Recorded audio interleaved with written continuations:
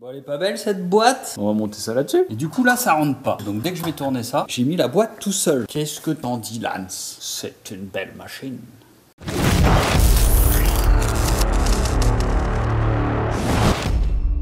Bon, elle est pas belle cette boîte? C'est pas de la peinture, hein. C'est bien le métal d'origine. J'adore.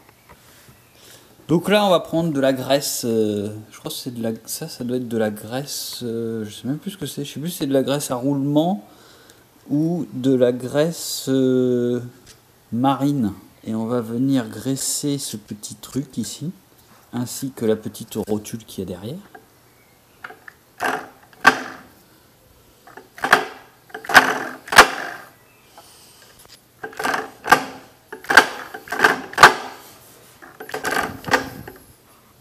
Voilà. Donc juste ce qu'il faut, ça sert à rien d'en mettre de trop, après c'est dégueulasse. On va monter ça là-dessus. Bon alors, on va mettre la butée.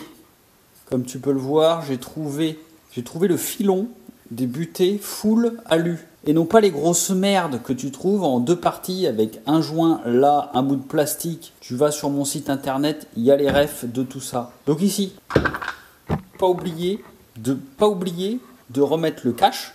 Tu vois, j'ai enlevé la petite partie qui est là avec la vis. Il faut mettre ça avant de mettre la boîte. Ici, moi, j'aime bien graisser ça là. Tu vois, hein, parce que la prochaine fois, quand tu vas l'enlever, voilà, au moins ce sera à peu près graissé. Pas besoin d'en mettre beaucoup, hein, ça va s'écraser tout seul. Par contre, là, j'en ai mis dans le trou, que c'est pas bon. Donc, alors, est-ce que ça va pas passer dans le trou?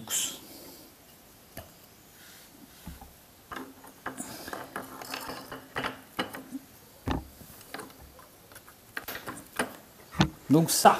Alors attends, je vais mettre un coup de frein filé là-dessus sur les vis, je reviens.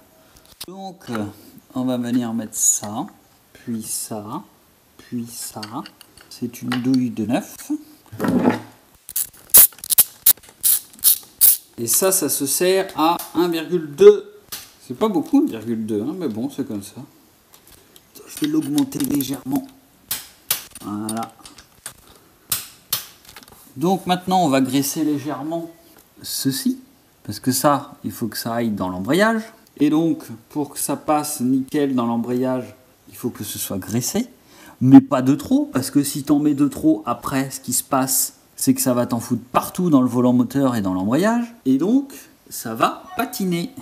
Donc là, j'en fous bien là sur le bord, là, pour que l'entrée, ça prenne gentiment. Donc ça, c'est bon. Qu'est-ce qu'il nous reste à faire? Allez, je t'expliquerai. J'ai trouvé une technique pour purger ça, mais qui est juste aux petits oignons. Bon, ça c'est ultra pratique, ça. Ça a pile poil la forme de la chèvre. Donc, la boîte, elle est posée. D'ailleurs, je vais le laisser en dessous au cas où ça se pète la gueule. Voilà. Donc là, crochet. Crochet. Ici, crochet, idem. Crochet, crochet. Crochet. Oh, reste là, toi. Donc là, c'est en train de forcer sur la butée. Bon, maintenant, je vais monter ça, je vais approcher ça.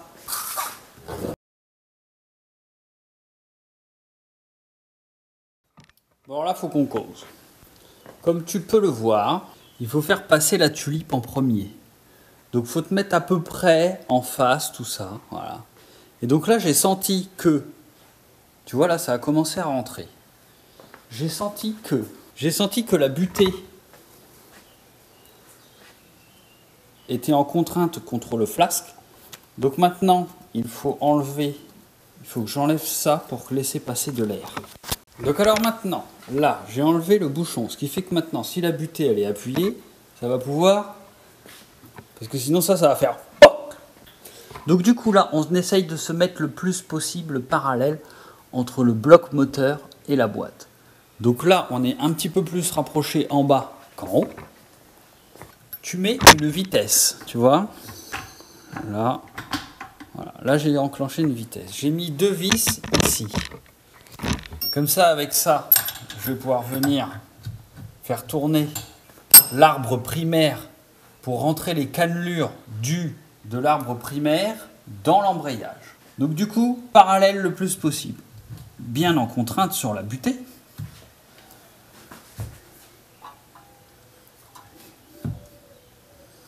Et donc maintenant, je vais pousser ma chèvre le plus possible pour que la boîte soit vraiment en contrainte vers le mertier. Donc là, je ne suis pas tout à fait parallèle, je vais monter un tout petit peu. Là, vraiment, je suis vraiment pas mal. Et du coup, là, ça rentre pas. Et en fait, ça rentre pas parce que les cannelures sont en face les unes des autres. Donc dès que je vais tourner ça,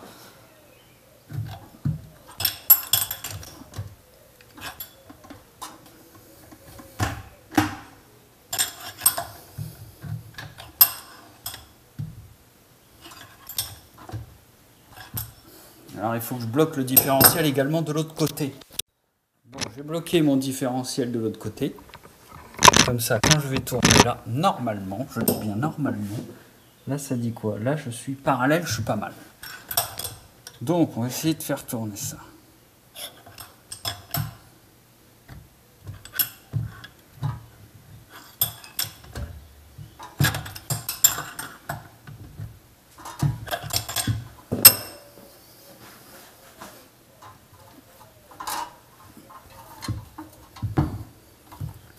Voilà, donc là tu peux voir que la boîte est rentrée.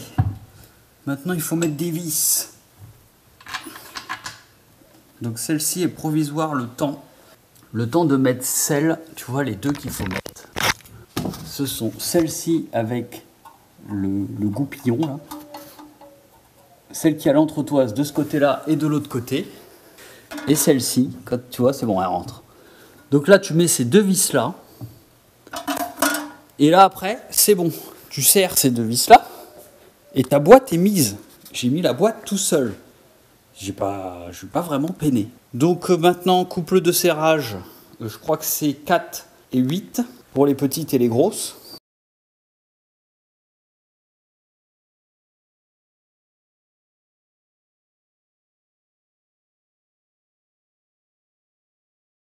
Bon, la boîte est installée, tu vois, tout est faisable tout seul.